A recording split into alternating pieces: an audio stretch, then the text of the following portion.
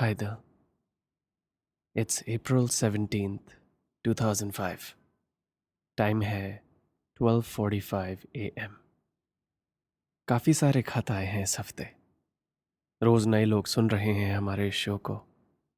लेकिन आज ऐसा लग रहा है कि जिसने पिछला एपिसोड सुना है वो सब मुझसे नाराज़ हैं। ये एक एक्चुअल सवाल है मेरे सामने, पढ़कर बताता हूँ। लिखा है, इतना सब कुछ महसूस करने के बावजूद तुमने कैसे छोड़ दिया दिल का साथ उस रात, बिना अपनी बात पूरी करे। ओके, 2 मिनट के लिए वापस चलते हैं वहां, उस रात को, मिडनाइट से 1 मिनट पहले, जब तुम्हारे एक्स ने अभी अभी हमारे गाने को बंद करवाया है और अगले 5 सेकंड में ये सब हुआ। मुझे लगता है कि तुम अपनी आंखों से मुझसे कह रही हो, क्या करोगे तुम अब? क्या चाहते हो तुम? क्या तुम उसे ये सब करने दोगे? मैं इतने दिनों से, इतनी देर से तुमसे कह रही हूं कि मैं तुम्हारे साथ होना चाहती हूं।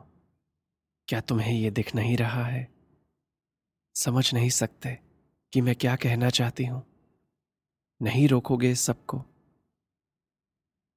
और दिल, मैं तुम्हारी आंखों की इन सब बातों को सुनकर भी कुछ नहीं कर सका। मेरे उस 1 सेकंड के इनएक्शन का फायदा उठाया तुम्हारे एक्स ने और तुम्हें मुझसे दूर ले गया। मैं हार गया था उस रात, क्योंकि मैं सोचता ही रह गया।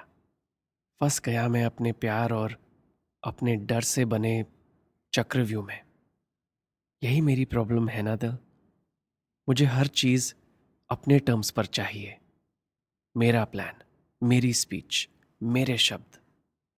और फिर वो आ गया बीच में, एक परफेक्ट, बिन बुलाया विलन, और उसने सब बर्बाद कर दिया।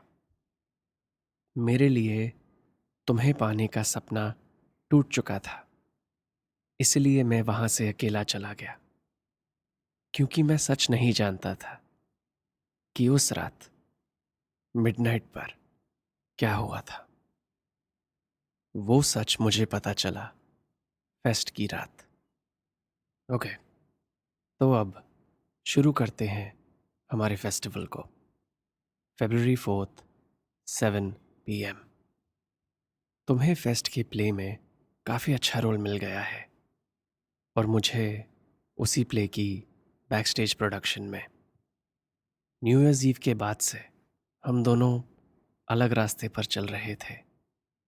एक दूसरे को दूर से देखते थे, जैसे कि फिर से अनजाने हो गए हों। अवॉइड करता था मैं तुम्हारे साथ अकेला होना। तुमने कोशिश करी मुझसे बात करने की, लेकिन मेरे लिए तुम्हारी वो मिडनाइट किस विद योर एक्स, वो सीन था हमारी कहानी का दी एंड। आई मीन, मेरी कहानी। हमारी तो वो कभी थी ही नहीं। यही सोच रहा था मैं बस। मेरे लिए अब यही सच था। तो हमारे इस प्ले का राइटर, डायरेक्टर और लीड एक्टर है हमारा ऑलराउंडर क्लब प्रेसिडेंट। तुम्हारा की सीन है एक 5 मिनट का मोनोलॉग इंटरवल से पहले, जिसमें तुम्हारा कैरेक्टर अकेले अपने कमरे में अपने आप से बातें करती है अपने क्रश के बारे में।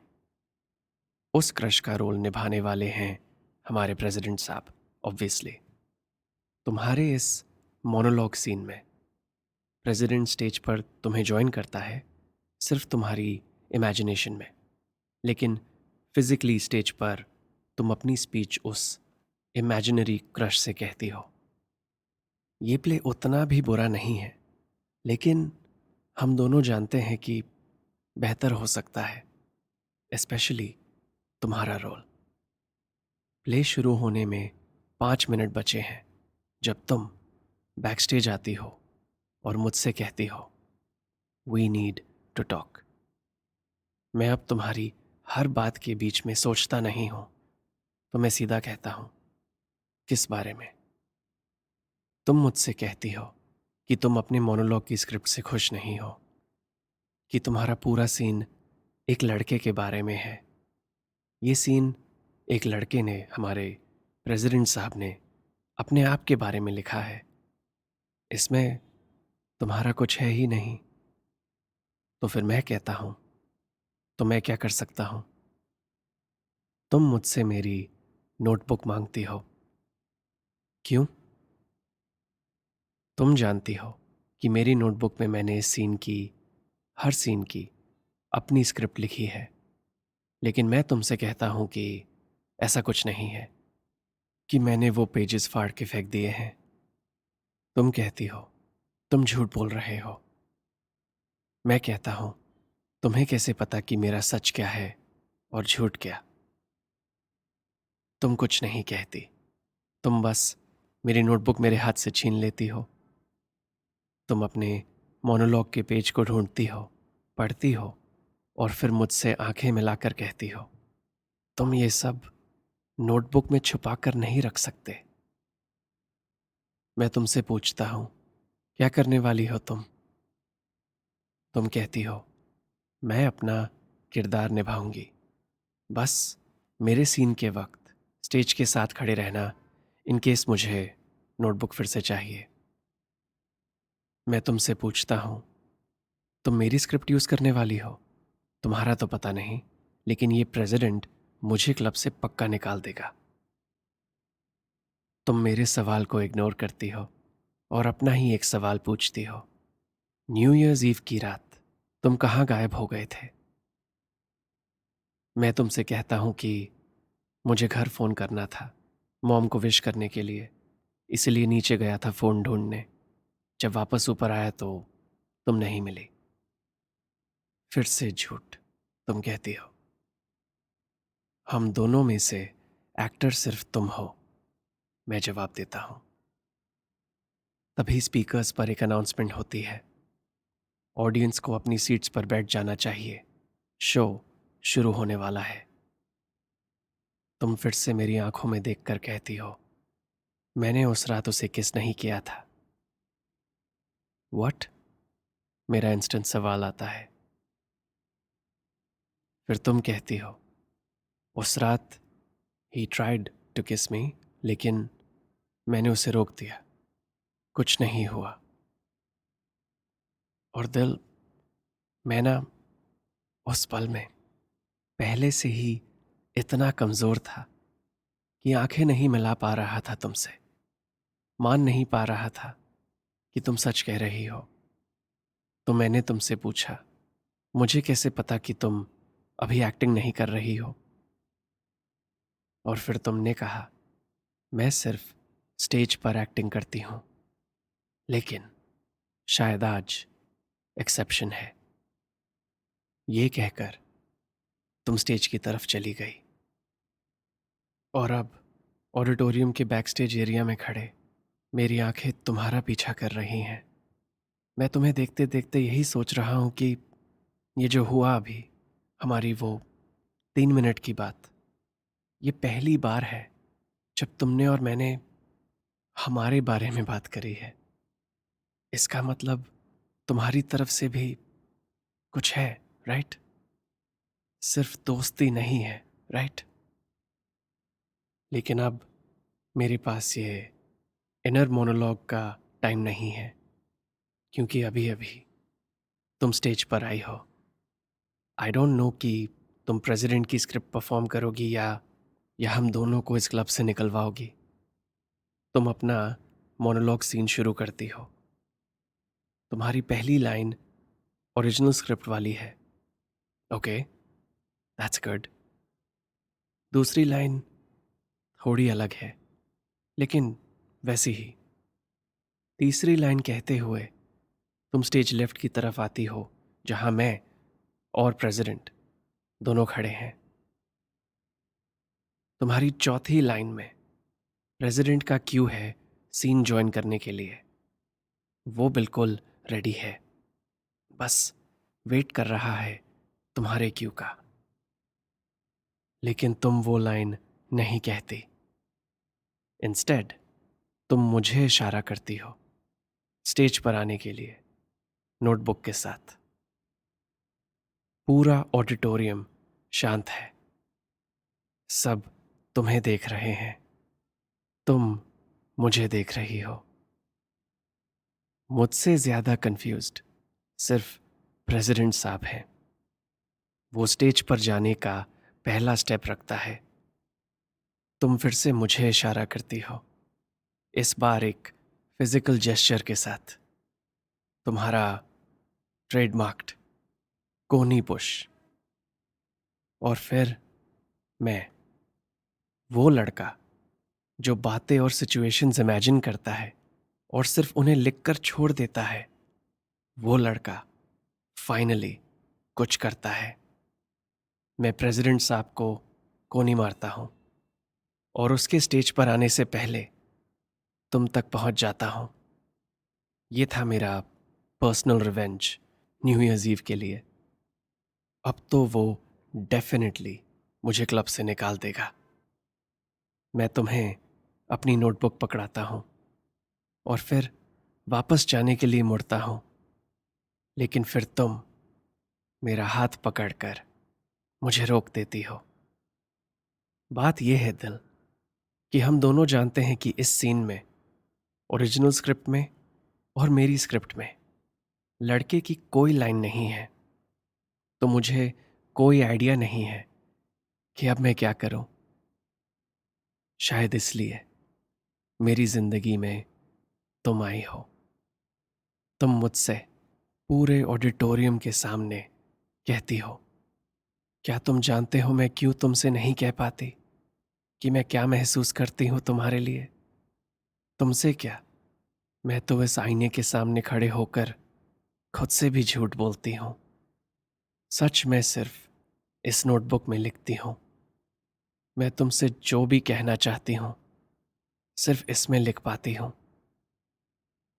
दिल, तुम अभी भी मेरा हाथ पकड़े हो और उसे पकड़े हुए तुम मुझे अब उस आईने के सामने ले जाती हो। तुम मुझे अपने बारे में बताती हो। तुम अपने आप से रोज जो जंग लड़ती हो, उस हर हार जीत की कहानी सुनाती हो। अपने आप से छुपाई हुई बातें कहती हो। दिल, तुम मेरे लफ्ज मुझसे कह रही हो, लेकिन अब वो तुम्हारे हैं। तुम मुझसे कहती हो कि तुम क्यों फैसले नहीं ले पाती, एक्ट नहीं कर पाती अपने मन की इच्छा पर, क्योंकि जब भी तुमने कोई एक्शन लिया है उसका नतीजा उल्टा ही गया है। तुम कहती हो कि तुम कुछ भी चाहने से डरती हो, कि हम सिर्फ एक ही चीज नहीं होते, सिर्फ एक बात नहीं सोचते, कि हमारी हर थॉट का एक काउंटर थॉट होता है, कि हर एक्शन एक फैसला होता है। हम कभी बिना फैसले के बारे में सोचे एक्ट कर देते हैं और कभी फैसलों में, बातों में इतना फंस जाते हैं कि कुछ कर ही नहीं पाते। लेकिन हमें बस हर घड़ी यही फैसला लेना है कि कौन सी थॉट सही है उस वक्त हमारे लिए, कौन सी सोच, कौन सा सच। फैसला ना लेना ना जीने के बराबर है। दिल, तुम मेरी लिखी बातें मुझसे कह रही हो, लेकिन जब मैं उन्हें सुन रहा हूं, ऐसा लग रहा है कि मैंने कभी ये सब सोचा ही नहीं है। और अब तुम स्क्रिप्ट के उस पार्ट पर आ गई हो जब तुम अपने दिल की बात कहती हो पूरे ऑडिटोरियम के सामने। तुम मुझसे कहती हो, आई लव यू। तुम एक्टिंग नहीं कर रही हो, जानता हूं, लेकिन समझ नहीं पा रहा हूं। इस सीन में मेरी कोई लाइन होती भी तो मैं उसे भूल जाता। तुम मुझसे पूछती हो, यू डोंट बिलीव मी? मैं डिसबिलीफ में अपना सिर हिलाता हूं। तुम अभी भी मेरा हाथ पकड़े हो और अब तुम मेरे और पास आ रही हो हमारे बीच अब कोई दूरी नहीं है। और फिर तुम कहती हो, जो बातें लिखकर समझ नहीं आती, कहकर भी सुनाई नहीं देती, उन्हें करके देखो। कुछ बातें लिखी, कहनी, सुननी नहीं होती। कुछ बातें जीनी होती हैं। और उन पलों में बस ये याद रखना होता है कि दिल है तो फिर दर्द होगा। ये लाइन कहकर तुम अपनी आंखें बंद कर देती हो। मैं फाइनली समझ गया हूं। तुम हमें वापस मिडनाइट से 1 मिनट पहले ले आई हो, जब इसी लाइन पर हमारा गाना और हमारा डांस बीच में रुक गया था। ये है मेरा क्यों। अब मेरी लाइन की बारी है।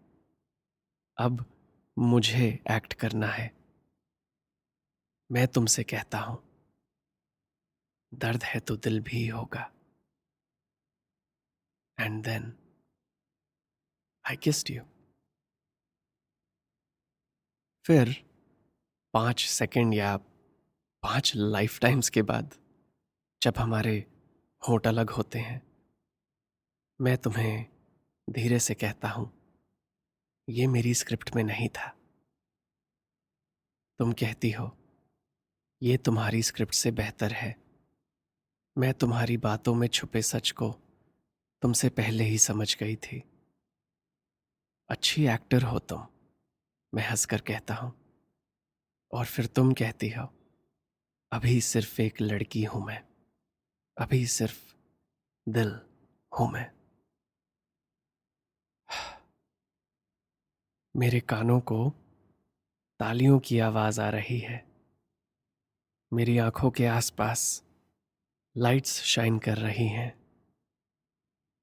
और फिर तालियों की आवाज कम हो गई है, लाइट्स डिम हो गई हैं।